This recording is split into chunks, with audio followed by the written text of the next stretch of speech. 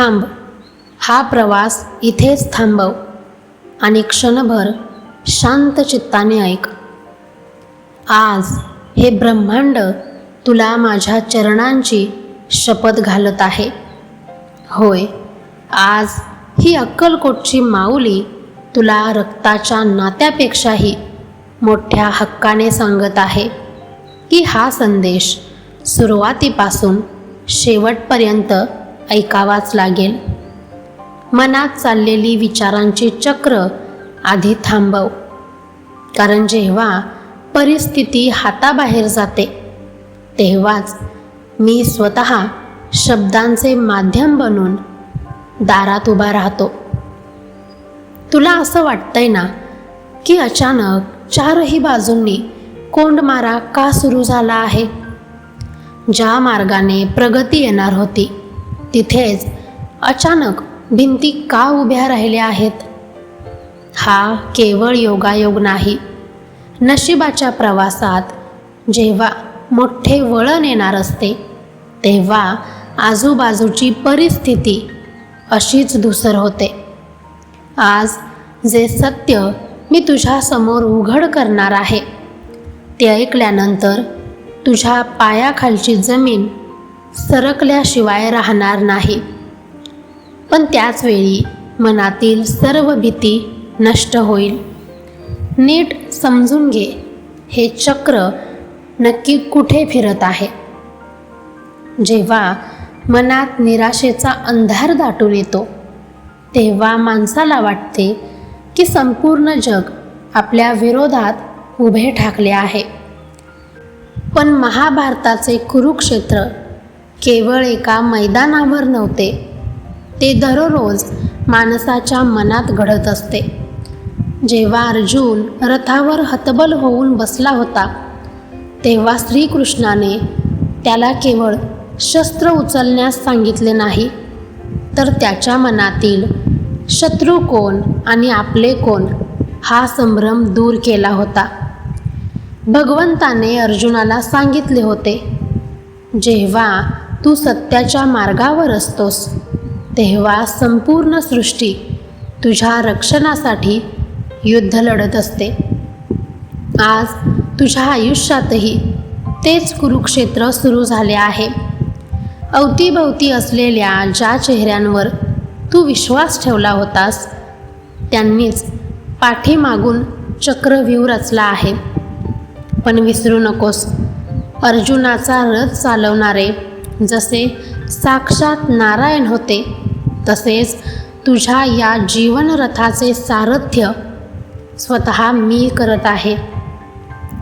ज्या संकटांनी तुला घेरले आहे ती संकटे तुला हरवण्यासाठी आलेली नाहीत, तर तुझ्या आत दडलेले सुप्त चैतन्य जागे करण्यासाठी आले आहेत. आता या युद्धाचा तोंडवळा कसा बदलणार आहे ते पुढे पहा. या जगाचा एक नियम आहे, इथे जोपर्यंत तुझ्याकडे सर्व काही सुरळीत असते तोपर्यंत गर्दी सोबत असते. पण जशी का कठीण वेळ येते तसे खांदे पालटतात आणि खरे चेहरे समोर येतात. तुझ्या सरळपणाचा आणि प्रामाणिकपणाचा फायदा घेऊन ज्यांनी तुला मागे खेचण्याचा प्रयत्न केला त्यांच्या कर्माचा घडा आता पूर्ण भरला आहे. आणि या प्रवासातील सर्वात मोठा बदल म्हणजे तुझ्या कामात, व्यवसायात, आर्थिक प्रगतीत जे अदृश्य अडथळे आणले गेले होते ते अडथळे आता एका क्षणात दूर होणार आहेत. ज्यांनी तुझ्या हक्काचे हिरावून घेण्याचा प्रयत्न केला त्यांना आता काळाची चपराक बसणार आहे. मी तुझ्या वास्तूभोवती आणि तुझ्या अस्तित्वाभोवती माझे अभेद्य वज्रकवच उभे केले आहे. आता कोणतीही नकारात्मकता आणि कपटी बुद्धी या कवचाचा भेद करू शकणार नाही. आता काळ बदलत आहे आणि न्याय देखील सुरू झाला आहे. आता मनातील तो संशय आणि ती काळजी कायमची उखडून फेकून दे. जेव्हा वारा जोराने वाहतो तेव्हा झाडाची वाळलेली पाने गळून पडतात, जेणेकरून तिथे नवीन पालवी फुटू शकेल. तुझ्या आयुष्यातूनही आता ती निरुपयोगी आणि कपटी माणसं कायमची दूर होत आहेत. हाच मोठा चमत्कार आहे. इथून पुढचा मार्ग अत्यंत सुकर आणि वेगवान असणार आहे. रखडलेली कामं, अडकलेलं धन आणि मानसिक शांतता या सर्व गोष्टी आता दुप्पट वेगाने तुझ्याकडे परत येणार आहेत. ज्यांनी तुझी परीक्षा घेण्याचा प्रयत्न केला तेच आता तुझा हा बदललेला उत्कर्ष पाहून थक्क होतील. हा निसर्गाचा नियम आहे. जो पेरतो त्यालाच कापणी करावी लागते. तू आजपर्यंत फक्त धीर आणि भक्ती पेरत आला आहेस. मग आता सुखाचे पीक घेण्याची वेळ आली आहे. आता ऐक ते अंतिम महावचन जे तुला पूर्णपणे मुक्त करेल. आता एक दीर्घ श्वास घे आणि मनातील सर्व भार माझ्या चरणांवर आणून सोडून दे.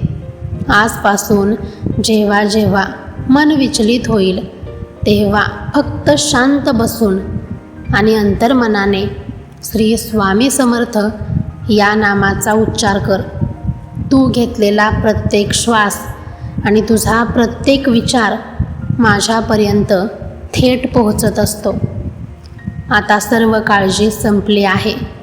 तुझा परिवार, तुझे भविष्य आता या माऊलीच्या छत्रछायेखाली सुरक्षित आहे. ताठ मानेने, आत्मविश्वासाने आणि चेहऱ्यावर नितांत शांतता ठेवून जगात वावर. तुझा हा नवीन सुवर्णकाळ आता सुरू झाला असून त्रिकाल बाधित राहील. माझा पूर्ण, अखंड आणि माऊलीचे अथांग प्रेम असलेला आशीर्वाद तुझ्या पाठीशी नेहमी उभा असेल. सदैव सुखी राहा. भिवू नकोस, मी तुझ्या पाठीशी आहे. श्री स्वामी समर्थ. श्री स्वामी समर्थ. श्री स्वामी समर्थ. श्री स्वामी समर्थ. श्री स्वामी समर्थ. श्री स्वामी समर्थ. श्री स्वामी समर्थ. श्री स्वामी समर्थ. श्री स्वामी समर्थ. श्री स्वामी समर्थ. श्री स्वामी समर्थ. श्री स्वामी समर्थ. श्री स्वामी समर्थ. श्री स्वामी समर्थ. श्री स्वामी समर्थ. श्री स्वामी समर्थ. श्री स्वामी समर्थ.